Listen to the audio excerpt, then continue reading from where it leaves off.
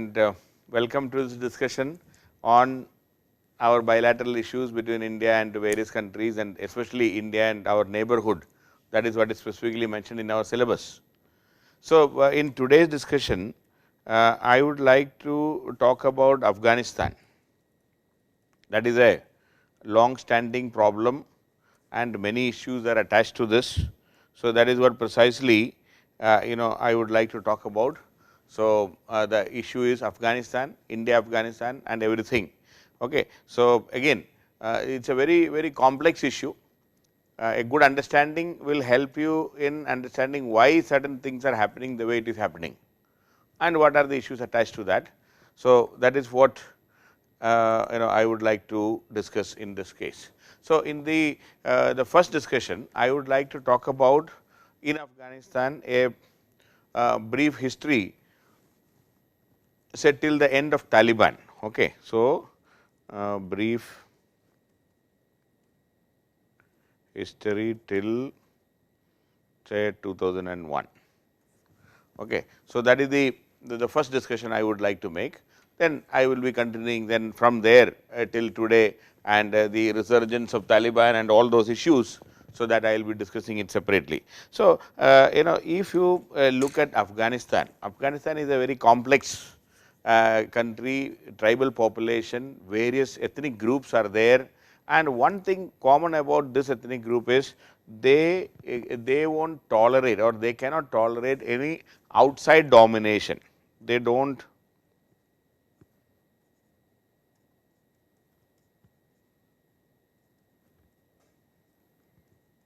any outside domination, and they don't like others dominating. Even the one tribe will not allow another tribe to dominate also. Forget about a foreign country, foreigners coming and dominating, and they are fiercely independent.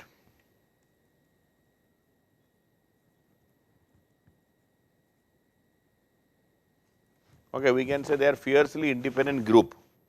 In fact, this that independence and their fighting spirit was first realized by the Britishers itself. See, initially the British India included Afghanistan also, but British withdrew from Afghanistan in 1919. It was their peak. You can imagine that is the peak of the big British paramountcy, we can say that is the British Empire was extending, almost half of the globe was under their control. The British Kingdom at a time when the sun never sets in the British Kingdom, that is what people used to say at that time. During that time in 1919, Britain decided to withdraw from Afghanistan and they drew a line called the Durand Line. This is the India Afghanistan boundary line, or the what you call the British India Afghanistan boundary line is called this Durand Line, and this was drawn in 1919. British decided to withdraw east of the Sulaiman and Kirtar range. Okay, if you look at the the map, we can see this. The Orion Longman, let us see that.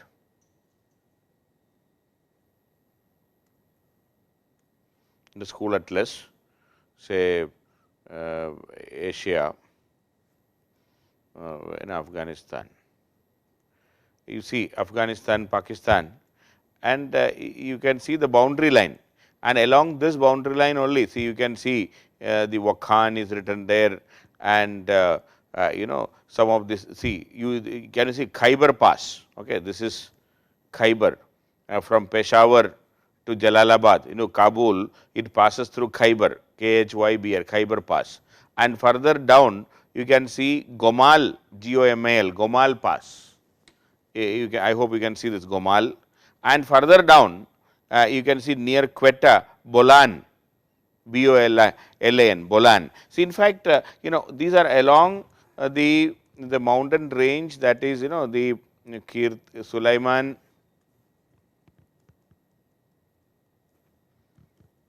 Kirthar range and the KGB passes, Khyber, Gomal. See, they have they have this is the three major passes through which even in to India from ancient time the civilizations entered into India through these passes. We have studied in history.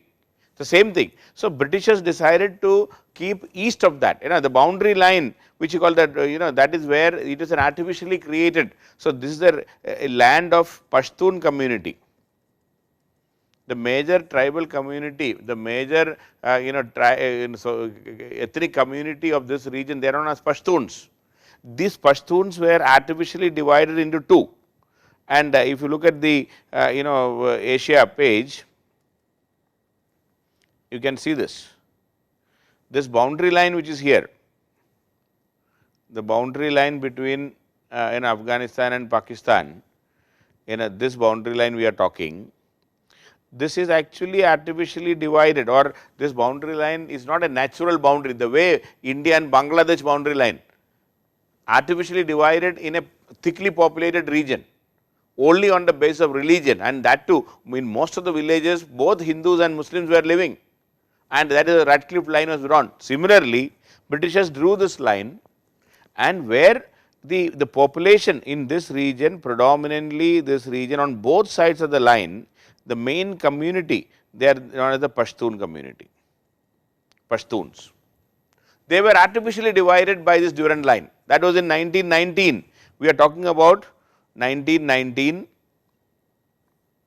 and the first one to understand, that is what I am saying, the first foreign occupation or rather first colonial rulers who understood the difficulty of controlling Afghanistan was British. They did it in 1919. Then you see, if you look at the history, it will be very interesting to know that then then the Soviets came. We will talk about Soviet Union. The Soviets came, they occupied this from 1978 to 1989. Even the Soviets understood within 10-11 years, they withdrew. Now, then came the US.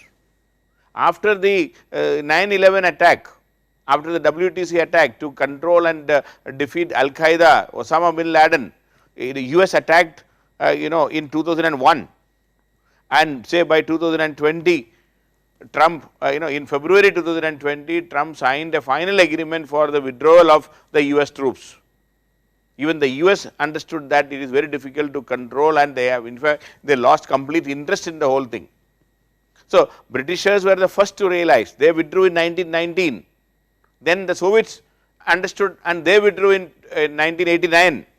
Now, the US is the last to understand how difficult and how dangerous it is to have any deal with Afghanistan, and but they are also withdrawing, but it will take some more time. Still some more troops are left in Afghanistan, we will talk about that. So, that is how it was there. So, after 1919, after the British India withdrew from Afghanistan, after drawing the Durand line, the the rule, a comparative stability, there was some sort of stability in this region, because in 1933 a king captured power, or rather a traditional Afghan king called King Zahir Shah.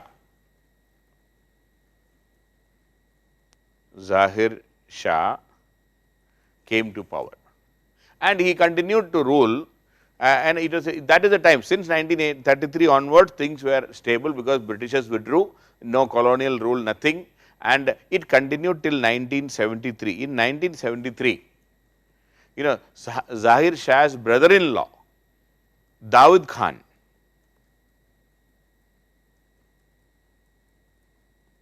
he captured power in 1973 in a bloodless coup.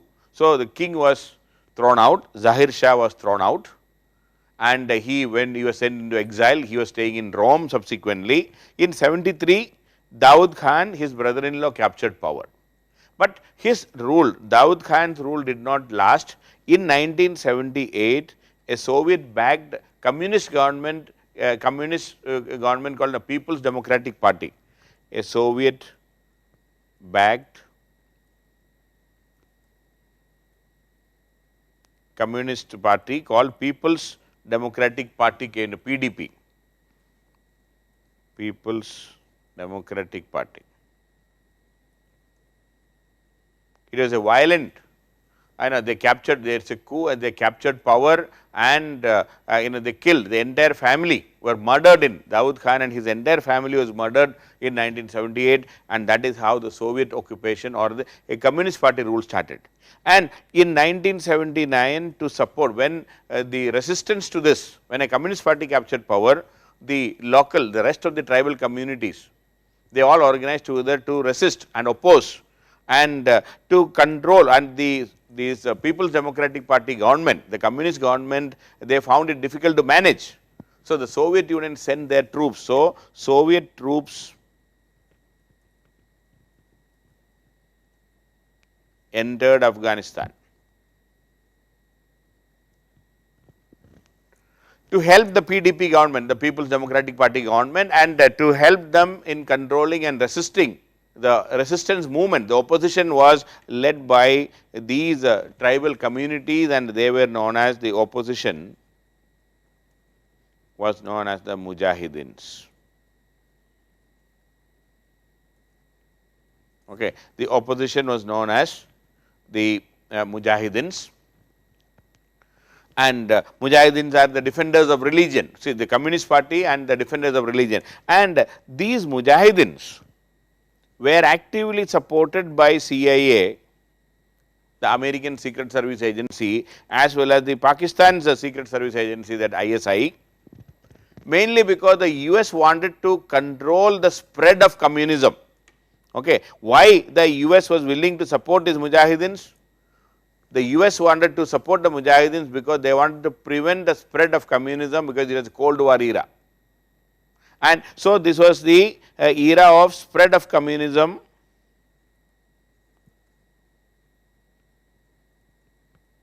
versus prevention of the spread of communism, prevent the spread.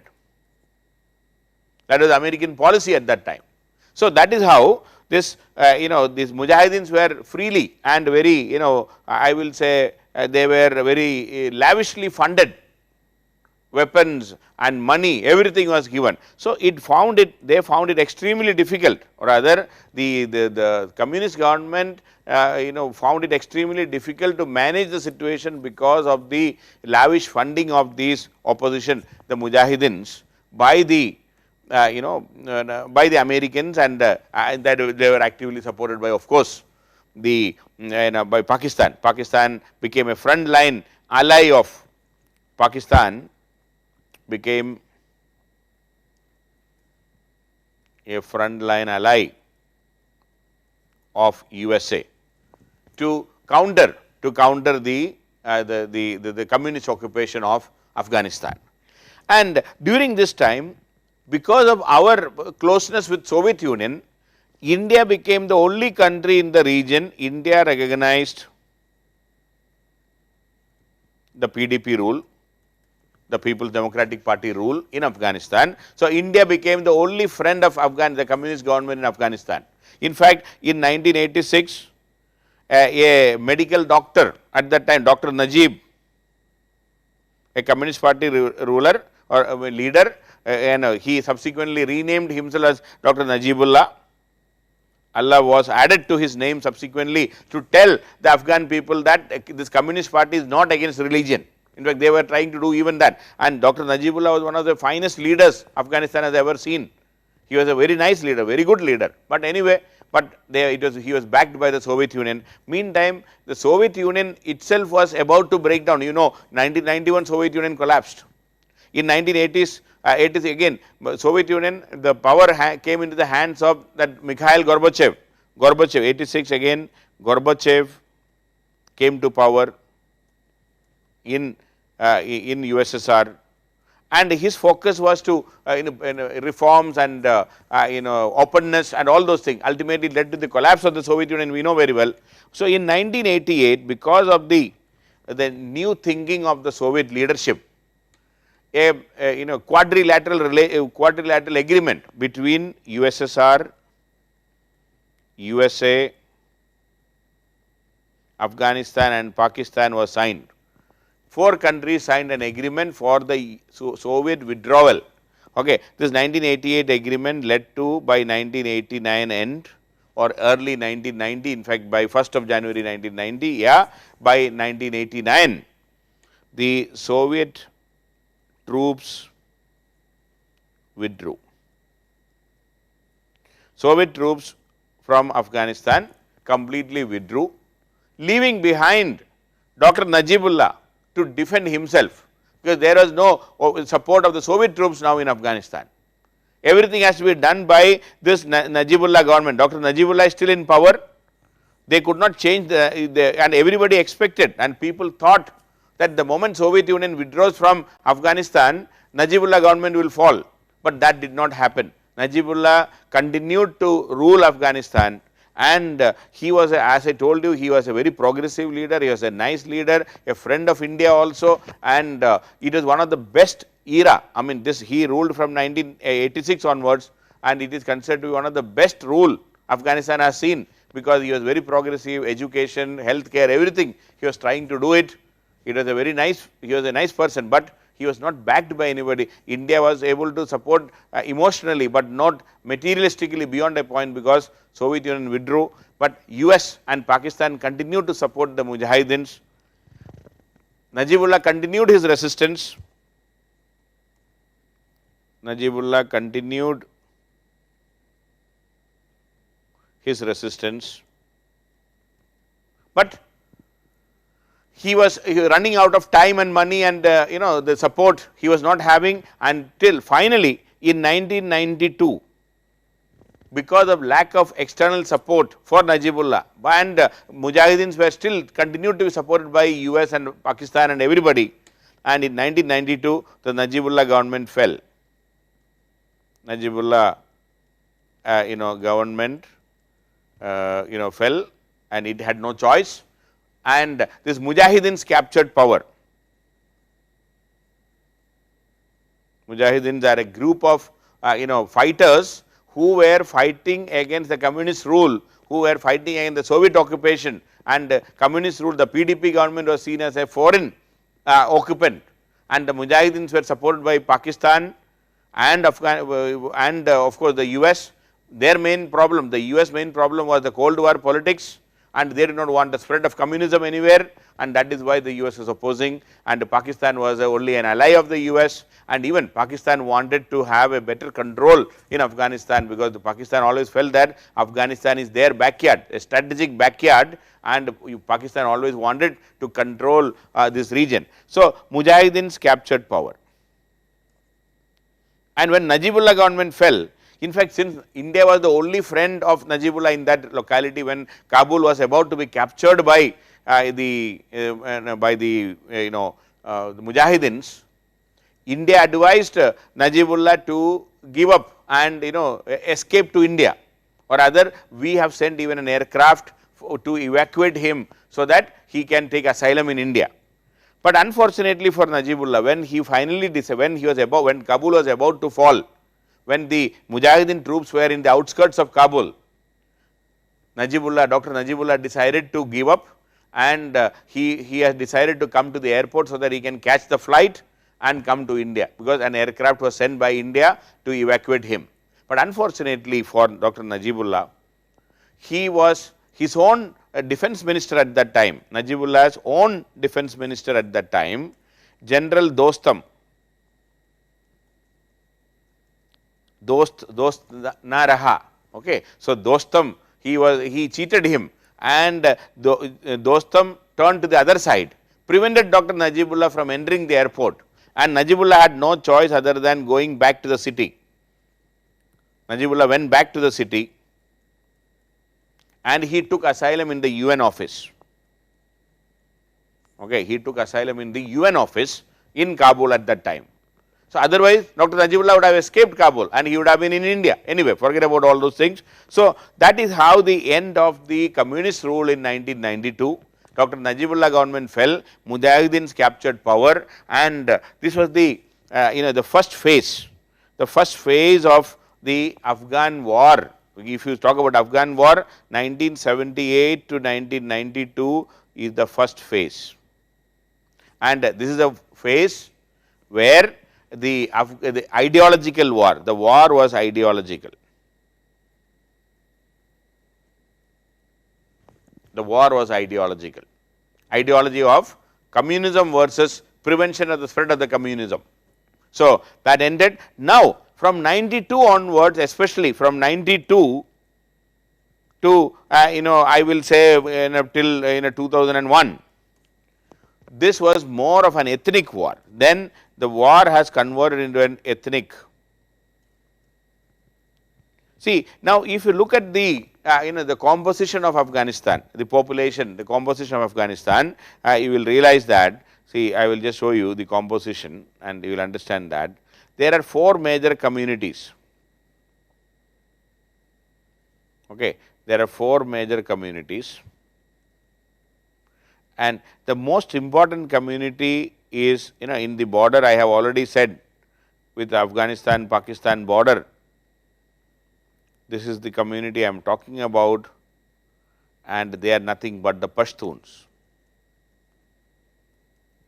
Pashtuns are almost 40% of the population of Afghanistan, but they are along the Pakistan-Afghanistan border.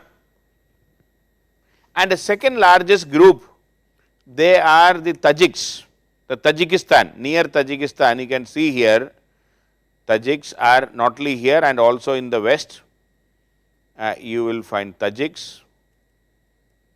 Tajiks are around 25%. So, Pashtun, then Tajik, and the third important group is in the central Afghanistan. You can see this in the central Afghanistan, this color, the central Afghanistan, they are the Hazara, they are around 19%. So, it is almost 85% already, and this Hazara are the Shia community, they are Shias. And you know very well, there is a Shia Sunni divide, there is a lot of conflict between the two, because it originated right from the time of Prophet Muhammad, or immediately after the ascension of heaven. I mean, after Prophet Muhammad ascended into heaven, this dispute started regarding the who should be the successor of Prophet Muhammad. And the Shia Sunni divide is there in Afghanistan also. The central portion where these Hazaras are nothing but Shias, so they are not treated as equals, and there is a lot of discrimination against the Hazara. We can say they are considered to be the lower strata. Okay, they are not considered to be equals with the Sunni community anyway. So, Hazara in the middle, and in the north you can see this is a region where, and this is where the Uzbeks, Uzbekistan, you can see, and Uzbekistan is here. Okay, an extension of Uzbekistan, an extension of Tajikistan, the Tajiks. Okay, so some Turkmens are also here, but Uzbeks and Tajiks. So, Tajiks are in good number, great number, and Uzbeks are only 6%. So, if you add all these things, so this itself is 90%. So, there are some more small tribes. So, the major tribal communities of Afghanistan are Pashtun 40%. Then Tajiks 25%, Hazara 19%, Uzbek 6%. Now, during the that is the composition. Now, coming to our particular issue, see, during the war, okay, during the war, the ideological war, the Mujahidins, most of the Mujahidins were Tajiks. Most of the Mujahidins, or most of the main fighters were Tajiks. Tajiks, I told, Tajiks are only 25%. Pashtuns did not participate, or rather they participate, but not in that big number. The real fighters are Tajiks. So, but Pashtuns are more closer to Pakistan, and their Pashtun community is there in Pakistan also. So, Pakistan always wanted a Pashtun dominated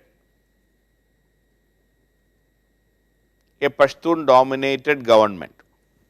But the problem is the Mujahidins who fought against the Soviet occupation, they were predominantly by the Tajiks.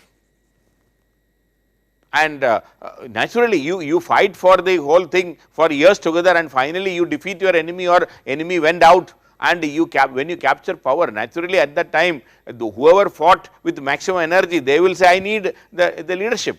So, the Mujahideens could not agree, and Pakistan also wanted a Pashtun dominated government, and the Tajiks did not give up that easily. So, from 1992 onwards, it was more of an ethnic war.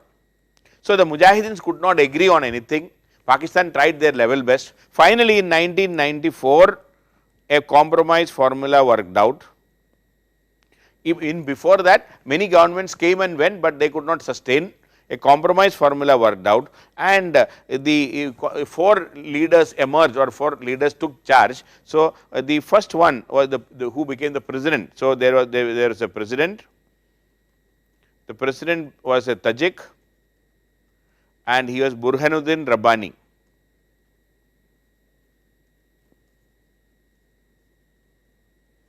A Tajik became the president. Then the prime minister, there was a prime minister, and the prime minister was a Pashtun, Gulbuddin Hekmatyar. Gulbuddin Hekmatyar.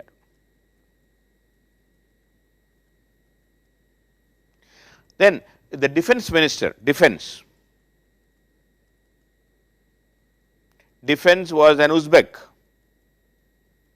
okay, because Uzbeks are 6%. And please remember, this same General Dostum who cheated, Dr.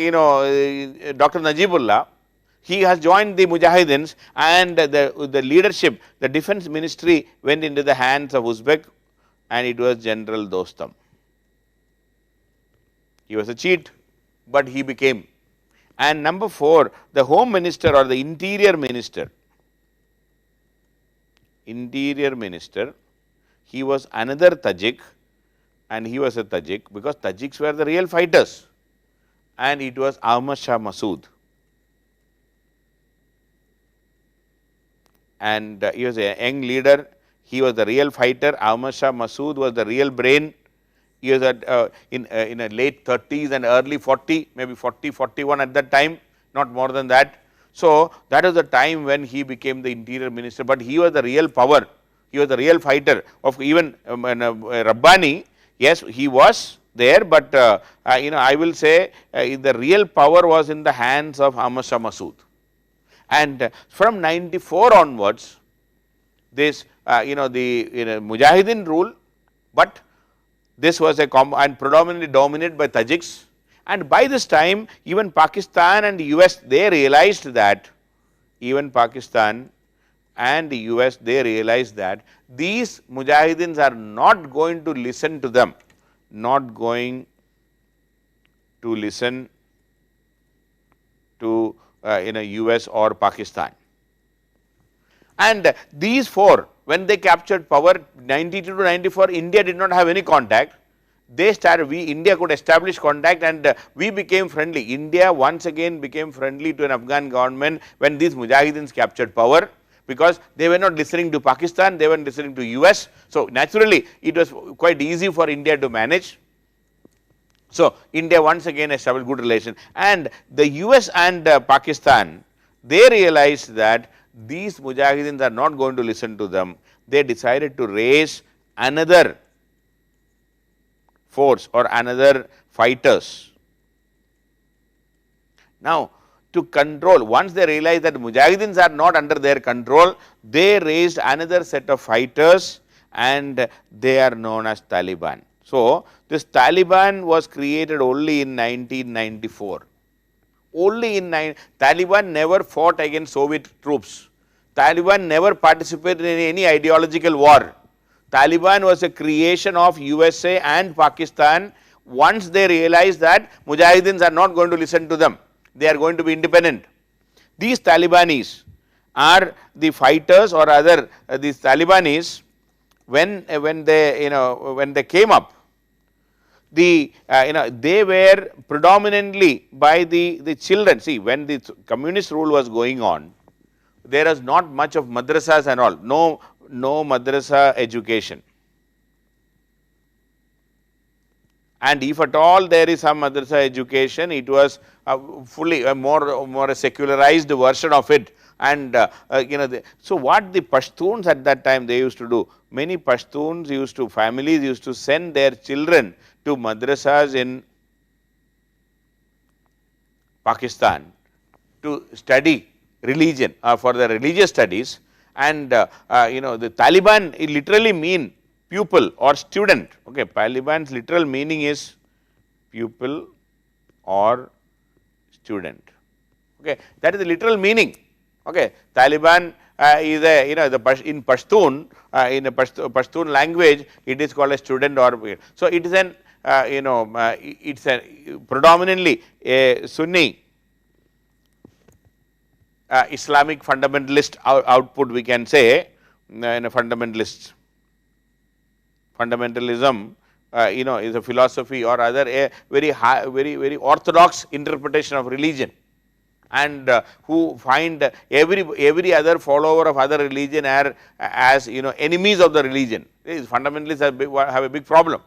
Okay. So, anyway, so that is how these children, these students who were studying in the madrasas of in Pakistan, especially those Taliban, sorry, those Pashtuns, they were trained and they were converted into a fighting force. And one of the founder leaders of this Taliban is a Pakistani politician called Maulana Fazlur Rahman.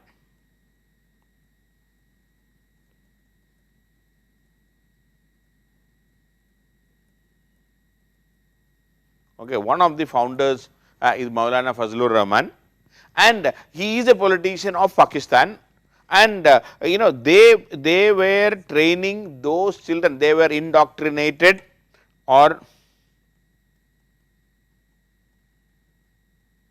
intoxicated we can say with religion, and these children who came for studying religion in the madrasas of the the northwest Pakistan, northwest frontier province, northwest frontier province and other madrasas, especially these Pashtun children. So, they were converted into a fighting force. So, within 94, within a few months itself, they were sent into Afghanistan. They started capturing the provinces after province, and by 1996 October,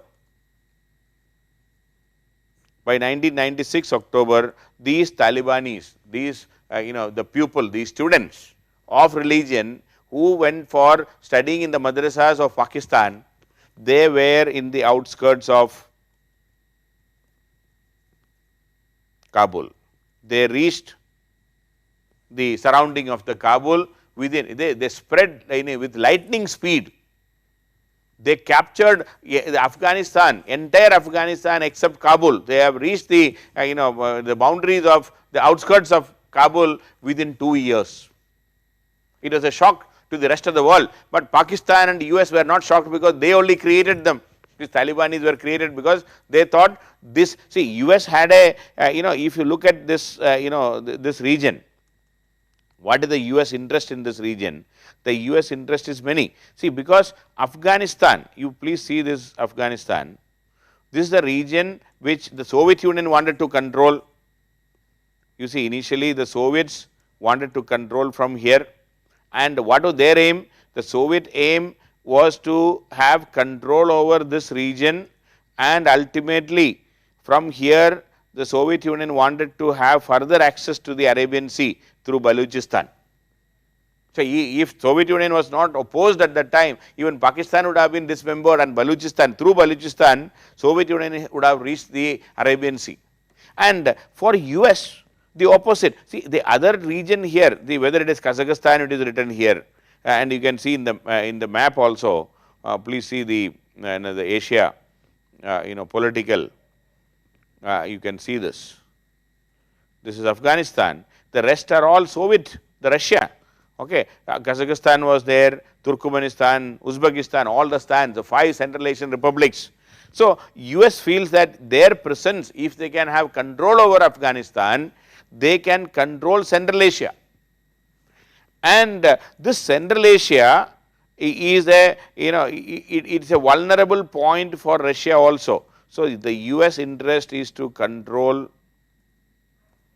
Central Asia through Afghanistan, and this will definitely put lot of pressure on Russia, because that will be, it is like a the soft underbelly of Russia. If Soviet Union, if US is sitting there, that will be a big problem for definitely it will be a big problem for the Russians. So, that is why the US interest is to reach Central Asia, and it is strategically very important. If they have control over Afghanistan, they can control Central Asia, it will be pressure on China also, it will be pressure on Soviet Union also. So, that was the US interest, and that is how and you see the US supported the Taliban. So, US supported the Taliban, and the Talibani forces reached the Kabul city within 2 years, and the the Mujahidins who are in power, the Mujahidins, they had no choice other than escape. They decided to escape to further north into a Tajik city called Mazar-e-Sharif. This is in the Panjshir valley.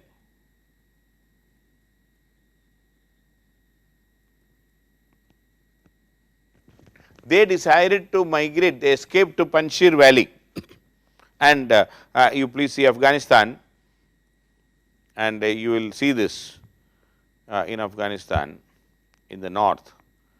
So, you can see Kabul is here, they have decided to escape to north, and they have gone to this, you can see Tajikistan, in the border with Tajikistan, you can see this is the city of Kunduz is there, and the Phula Kumri is here, then Mazar-e-Sharif. You please see Mazar-e-Sharif in the north.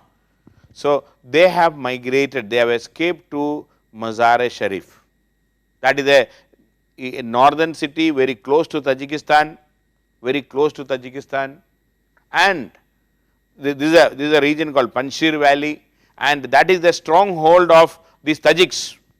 So, they have escaped to Mazar-e-Sharif. They have decided to escape to Mazar-e-Sharif in Panjshir valley, and Taliban captured power in October 1996. And when the when these Mujahidins were escaping to Panjshir valley, then suddenly they remembered that Dr. Najibullah is still in the UN office in Kabul. By this time, their animosity towards Dr. Najibullah and all gone. So, and a bigger enemy is coming, Taliban is coming, Mujahidins. So, they decided to escape, and at that time they offered Dr. Najibullah, told Najibullah, see, a new enemy is coming, we are escaping to Mazar-e-Sharif, you can also come, you please come out of the UN office, because normally the UN office is out of bounds for outsiders. It is a sovereign territory of UN, and nobody can enter there without the permission of the UN. So, Najibullah was asked, please come, we are going, we will take you, you please come along with us. But Najibullah was not very sure about whether these Mujahidins are telling the truth, or whether Mujahidins will save him and all, he had a doubt. So, he decided not to go. When Taliban captured power in Kabul, when the Taliban forces entered Kabul, they did not go for any nicety. They forcefully entered the UN office, dragged out Dr. Najibullah, and he was executed point blank, he was shot down and he was killed within no time. So, Dr. Najibullah ended his life, or rather he was shot and killed, he was assassinated, we can say, in 1996 by Taliban, not by the Mujahideen forces. Mujahidins actually, this Ahmad Shah Massoud offered him, please come with us, we will save you, because Taliban is coming, Taliban is a brutal force, they do not have any niceties and they do not follow any rules of the game, that is what they told, but Dr. Najibullah, poor man, In the last minute, he could not take a decision. He decided to continue in the UN office, and he was executed by Taliban in 1996 October. So, that is how Dr. Najibullah's life ended. A great friend of India, great leader, wonderful leader, but unfortunately, many times he had a chance to survive and escape, but unfortunately he could not, and he was ultimately killed in 1996. Anyway, so Taliban captured power in Kabul in 1996, and the Northern Alliance, or rather these Mujahidins, they escaped. They have withdrawn. They have withdrawn to Panjshir Valley and Mazar-e-Sharif. They started their resistance against Taliban called Northern Alliance.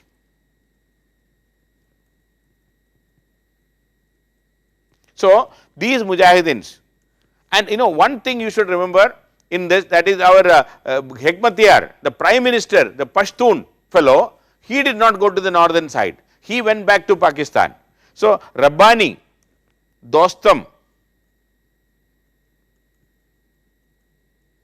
and Ahmad Shah Massoud, these three went to Panjshir Valley, and they started their resistance in the name of Northern Alliance against Taliban.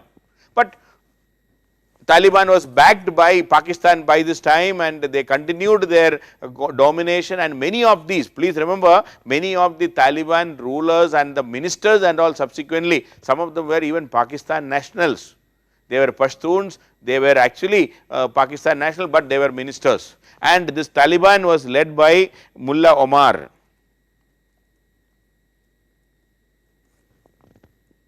And not many people have seen him, because he was a very ultra radical Islamist fundamentalist. He used to come out in the open and all, but he was leading the whole thing, and the 1996 onwards the Taliban rule started, and this has become the darkest age of Afghanistan. We can say the darkest period of Afghanistan, because they introduced the strict Shariat rule, and they were very brutal on all modern things. They banned music, dance, school education, they have destroyed the public service. They, no police, everything is done, controlled by Taliban. Taliban, fellows are the police, they are the army, they are the administration. They completely wiped out any justice system which was there, normal justice system, no judiciary, no administrative service, no police, no school, everything destroyed. And it was a mercenaries they were ruling, and they were insisting on implementing the Shariat law according to their interpretation, and brutal killing and everything was going on. And we can say the darkest age of Afghanistan was between 1996 to 2001. Meantime, they got in company with that Al-Qaeda leader,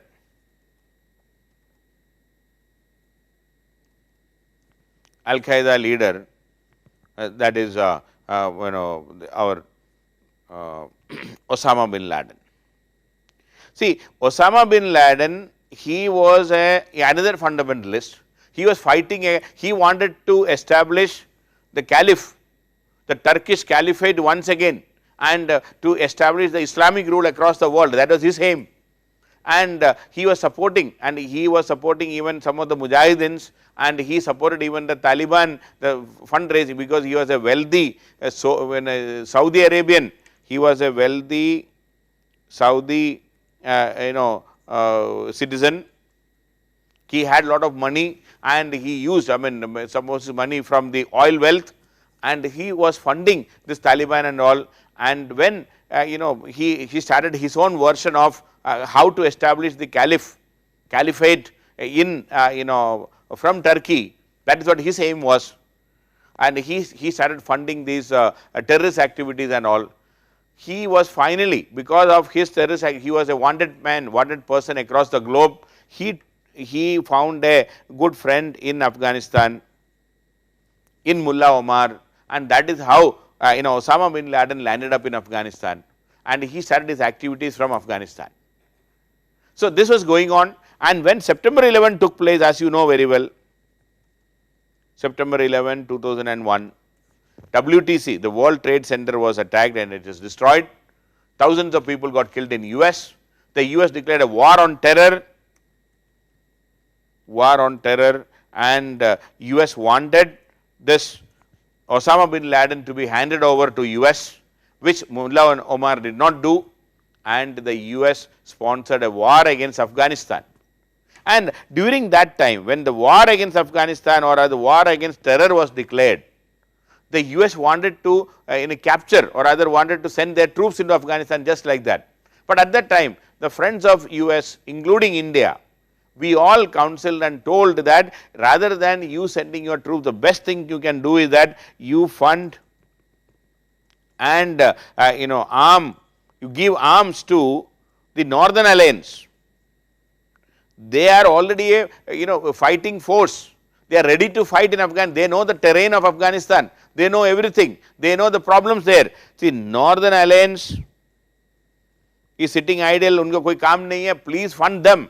You support them. And Northern Alliance wanted only weapon. They did not have any weapon at that time. They wanted weapon and they wanted some air cover, some aerial support, aerial bombing of the advanced Taliban position. So the US, heeding to the advice given by countries like India, Russia, everybody at that time, they funded and armed the Northern Alliance. And within no time, see, September, the whole thing, the September 11 took place. The war on terror started only in October. By December 2001, Northern Alliance defeated